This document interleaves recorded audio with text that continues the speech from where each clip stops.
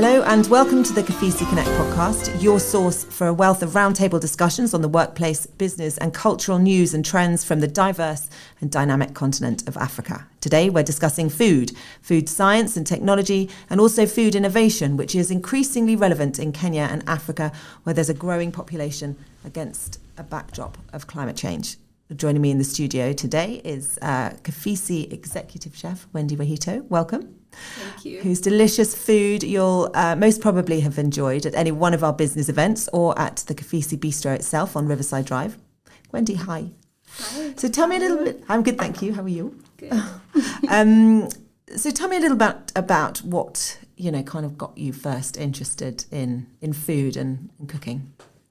So growing up, I always got the privilege of traveling around the world, visiting different hotels and restaurants. I've always been a foodie at heart, but the main thing that kind of sparked up my culinary journey is always been able to cook and share the food with my family. And I always loved the joy that it brought us together, whether it was someone's birthday, whether it was, Christmas or Easter, just like cooking next to my grandparents, my grandma mainly, my mom, cooking with my aunties, and laughing and little gossip here and there. So that always used to kind of make me, that was just like my happy place, yeah. And so I started off with business school and then majored in hotel and restaurant management. Started off my career actually in the food and beverage department, the front of house, and further on pursued and went to Le Cordon Bleu in Los Angeles. Amazing. So that you grew up in Kenya? Yes, I did. So your favourite food is Kenyan food? Yes, for the most part. Yeah. Oh, but that's lovely that it was such a kind of family thing that got you involved. And then, so you moved to LA? Yeah, so I moved to LA. I went to Le Cordon Bleu. I started off my career just like every other young chef, prep cook, chopping onions, potatoes all day. And then luckily to scale up, worked at really cool places. Just to mention a few, worked at the Soho House for about 4.5 years. Yeah. And then that was in LA, the Soho House LA. Okay, yes. Cool. Yeah.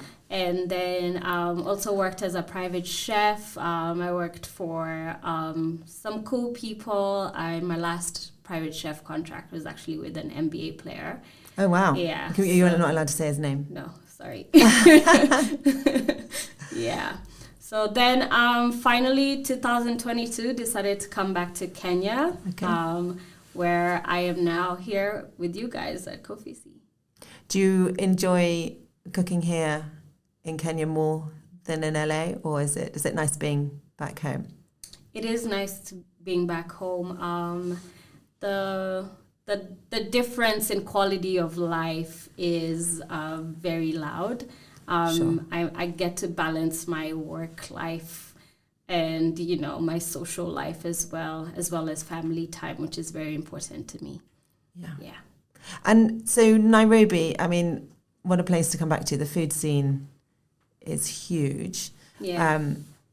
And growing, I think, as well. Mm-hmm. We were talking the other day about the number of restaurants that kind of keep popping up. What would you say is your favourite restaurant here? Right now, I would say it's apart from the KOFISI Bistro. Yes, absolutely. Which is actually my favourite restaurant in Nairobi. I would just let you know. Oh, thank you so much. Yeah, I think one of my favourite restaurants are Chop House. Which is at the Radisson. Yeah. It's one of more of the prestigious fine dining establishments that we have here in Nairobi. And what do they have on the menu there that's your favourite dish? They have this amazing beef bone marrow, and the chef there has kind of done a play of traditional soup, which is such a big thing, especially from the tribe I come from.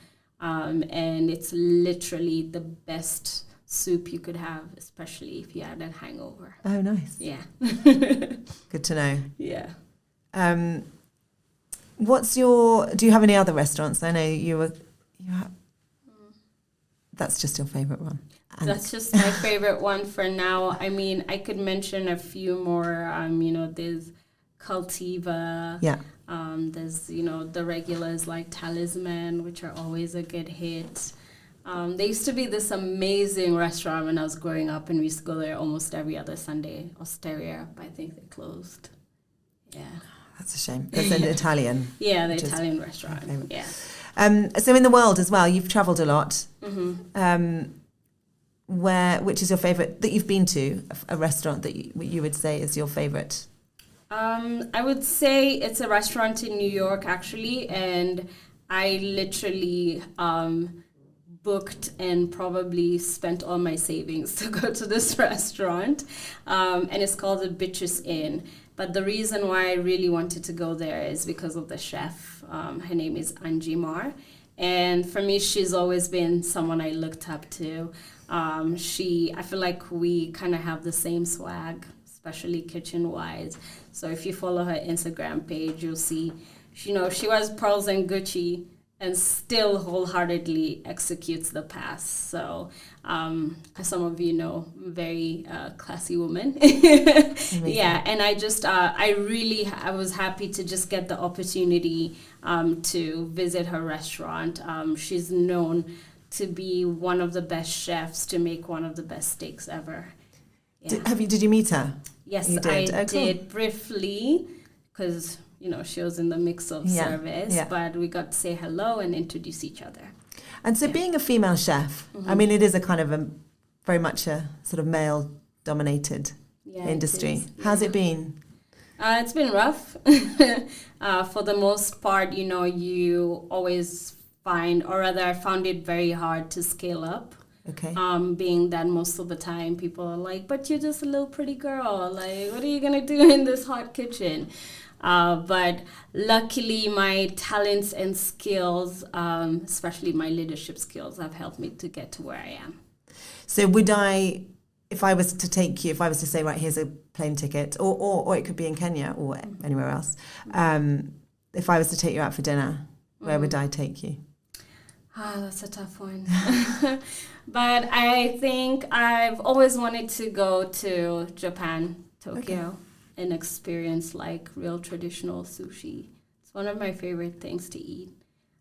So I wouldn't know where exactly, but I'm sure there are like so many places we could go for nice omakase dinner. Nice. Yeah. Okay. Oh, well, when I win the lottery, I'll go together. Okay. I mean, food kind of trends are just constantly changing and evolving. What's your sort of favourite trend, or what sort of trends are you kind of seeing in the industry at the moment? I mean, actually, it might be quite fun to talk about some of the disastrous trends and some of the trends that you think are kind of moving food forwards. I think my favorite food trend has been seeing people now leaning into more functional beverages. Okay. So, everyone's making like their own homemade soda, making kombucha, exploring with more teas and stuff that is a little bit healthier, cold pressed juices. So I think that's been a good trend. Other trends that I might not appreciate as a chef are like, using alternative flours, like instead of just baking a cake with regular flour, you're using like coconut flour or almond flour. But these are like the most popular trends right now. I think we're all leaning into like healthy lifestyle, healthy foods. We're leaning away from, just regular meat. There's a lot of alternative meats, You can literally make fried chicken out of tofu. Yeah. Yeah. So they're cool. They're quote unquote innovative to some extent. But they think they're also helping us explore what else the world has for us, apart from like your basic vegetables, your basic, meat produce, dairies, yeah.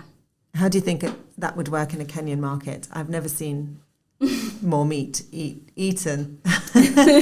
Yeah, this is true. I mean, we love our nyama choma, But just like I said, I think people are being more health cautious. So, people are leaning into even like leaner meat, so like more fish, more chicken, staying away from the red meat, staying away from like, favorites like mbuzi, goat meat or pork. Of course, we still need a lot of time because, how you telling a Kenyan man not to eat meat every day for dinner? But with the evolvement and how we are just going about things, especially with the health thing, I think we're going to get there, and people are realizing like, drinking cow's milk is not as healthy, try out some oat milk, try out some almond milk, actually just scaling away from the things that have been kind of ingrained to us, just culturally or naturally since we were kids. Yeah. And I'm an avid watcher of MasterChef. I don't know if you watch it as well. Yeah, I do. But there are some crazy kind of cooking techniques that are kind of, what's that one where they like submerge meat into, I mean, maybe that's not so crazy. Maybe that's just because I don't have it in my kitchen. Yeah, or sous vide. Is that what it is? Yeah, it is. Yeah. So what are your opinions about those? How is that sort of driving food innovation, would you say? I think it's a fast way of cooking. During the pandemic, everybody bought an air fryer and thought they were the master chefs. A dry air fryer. My mum's been telling me to get one. Yeah, so I think food technology and equipment has really grown, and that's been the best example. Like, you can literally throw anything in there and it would be amazing. You can finally make a salmon dinner for your girlfriend and impress her. What we were talking about, the sous vide, is actually an emulsifying machine that helps you kind of like help your meat cook while still marinating. So for example, you could put a fish in and put an emulsification of dill and lemon, and then it will magically come out just tasting like that without too much cooking. Yeah. And so what is it you enjoy making most of all? If you were going to cook me, so I take you to Japan, then you cook me a meal. What's your favorite thing to make? I like to make things from scratch. Yeah, some very traditional. Just to pick one of my favorite things to make from scratch, that would be a pasta. So I'll probably make you a pasta. Make the pasta from scratch. Oh, nice. Okay. Make the sauce from scratch. Think that would be something you'd enjoy the most. I'm sold. Yeah. And what's the most complicated thing you've ever made, would you say? For me, I think straight from culinary school, I actually remember failing this exam like 3 times.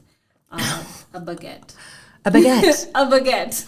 I know. Not like a croissant? No. A croissant, I was fine. Oh my gosh. A baguette, I don't know what it was. I don't know what I was doing wrong, but I think it was like the most challenging thing I have to make.